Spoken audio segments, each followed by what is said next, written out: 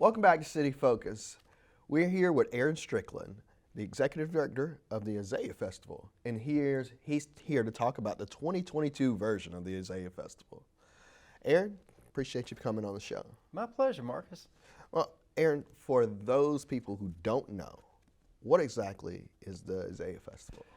Well, the Azalea Festival is the kind of the brainchild of a lady named Joanne Greiner. She passed away back in 2017, I believe. But back in 2001, she had the idea of creating some sort of festival to celebrate, the best of South Georgia, because there wasn't any such festival around here. So she had the idea, and what started out as a small community festival. That first year, I think there may have been 10 or 12 vendors, 1 or 2 food vendors, 1 stage.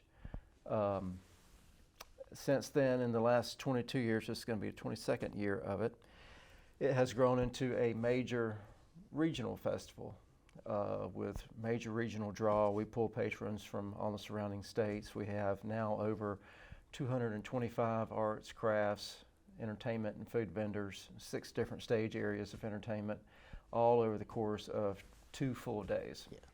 Now, how long? You said it's been going on for 22 years? Yes, sir. It's 22nd How year. long have you been involved with this festival? I've been involved for probably 20 of those 22 years. I've been the executive director of it for, this is going to be my 11th year, I believe. Okay. And what can we expect? For those people who have been here before, what can we expect to see this year that may have not been there before? Yeah, just every year I try to make the festival a little bit bigger, a little bit better than the year before. That's just some crazy curse I have. I always have to outdo myself. And this year it's going to be a few more vendors and some different entertainment and stuff like that. Like I said, 6 different stage areas of entertainment. The world famous disconnected canines, Frisbee dogs are going to be back. The Falconry Forever Birds of Prey demonstration is going to be back. The Paul Bunyan Lumberjack Show. Paul Bunyan Lumberjack Show is sponsored by the Langdale Company. World famous disconnected canine sponsored by a company called Recyclops. And just a ton of stuff. A big kid zone, a blood drive both days sponsored by Life South, a pet contest each day sponsored by the Humane Society, classic car and bike show on Sunday. Mm-hmm. Just a ton of stuff going on. And I don't care if you're 2 years old or 102 years old, there's something out there for everybody. And I don't care if you want to spend $0 or $500, there's something out there for you too. There's free admission. Yeah. Now over in Kids Zone, there are a few attractions over there that do require fees for the children to ride and go on and stuff like that, like a rock wall and things of that nature. But there's no charge to get in. You can walk around, look at all the different entertainment for free. You could take you a sack lunch out there and listen to a band for free. Mm-hmm. Or you can go out there and, like I said, spend as much money as you want buying every birthday and Christmas present you need to buy for the year, because all those vendors out there, they have some pretty cool stuff. Yeah, I've gone every year for at least 10 straight years now, and it's an incredible event. There's thousands and thousands of people that come. For those people who haven't been, what do you say to get them to come out this You just weekend? have to see it to believe it. Yeah. I mean, it's an awesome festival. Like I said, 11 years ago when I first started with the festival, I had the vision of, Joanne Greiner had the vision of creating a festival to showcase the best of what South Georgia has to offer.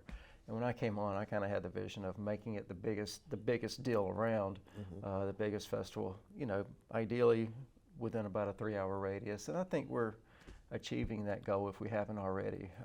We have vendors that come as far away from as like North Dakota, South Dakota, Wisconsin, Maryland, everywhere in between, including, a lot of our local vendors as well. Mm-hmm. But we do attract them from that far away. And patrons, I've had patrons there from Kentucky, New York, all the surrounding states. And, the word's getting out about it, and people are excited. And it's kind of like the, in the PGA world, the Masters, that's the golf championship that kind of ushers in spring, and this is the arts and crafts event festival that ushers in spring as well. So people see the Azalea Festival like, all right, springtime's here. Let's go out and enjoy it. Yeah, I like to call it kind of Valdosta's unofficial beginning of spring, even Yeah. though usually spring doesn't start officially for another couple of weeks. That's why we call it the unofficial start for spring. Oh, yeah. But anything else you want to add about the Azalea Festival? You want to shout out some of your sponsors? Because without your sponsors, Exactly. we wouldn't be able to have this event. Certainly. Without the support of the community, the support of the sponsors, all of our volunteers, all the patrons that come out, there's upwards of 25,000 people that come out over the course of 2 days.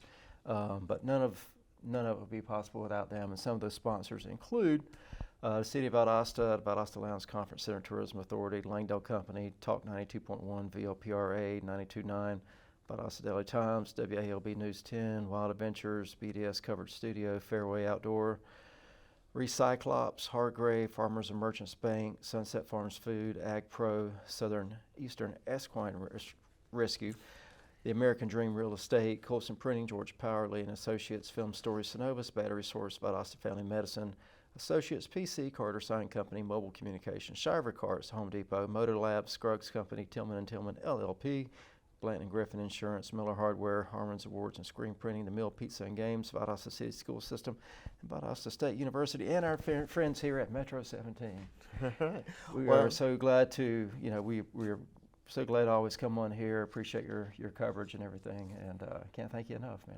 Well, we thank you for organizing this great event every year. Yes, sir. It brings out thousands of people, and we appreciate, I'm sure the people of the community appreciate having something to do on the weekend. Oh, yeah. Well, I want to thank you for coming on. Yes, sir. And also check out our Facebook page. Please go there, like it, share it with your friends, and go to our website, azaleafestival.com, for more info. All right, and we appreciate you coming here on Metro 17 and City Focus, and we invite everybody to come out this weekend to the Azalea Festival, Drexel Park, right here across the street from VSU, and we'll be back here on City Focus.